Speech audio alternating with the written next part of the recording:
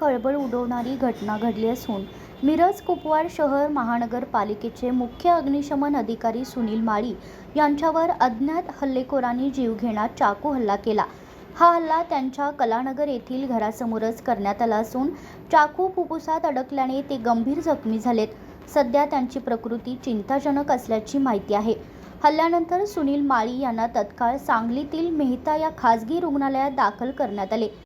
प्राथमिक उपचारानंतर प्रकृतीची गंभीरता लक्षात घेता पुढील उपचारांसाठी त्यांना सांगलीतील उषकाल हॉस्पिटलमध्ये हलवण्यात आले असून तिथे तज्ज्ञ डॉक्टरांच्या देखरेखीखाली उपचार सुरू आहेत। घटनेची माहिती मिळताच महापालिकेतील अधिकारी व कर्मचारी मोठ्या संख्येने रुग्णालय परिसरात दाखल झाले असून तिथे मोठी गर्दी झाल्याचे चित्र पाहायला मिळालं। वरिष्ठ अधिकारीही रुग्णालयात तळ काढून होते।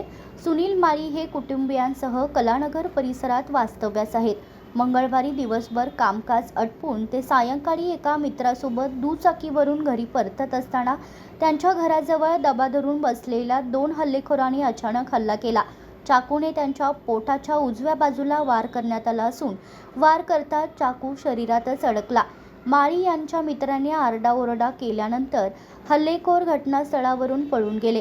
घटनेची माहिती मिळताच पोलिसांनी घटनास्थळी धाव घेतली असून परिसरातील सीसीटीव्ही फुटेजच्या आधारे हल्लेखोरांचा शोध सुरू आहे।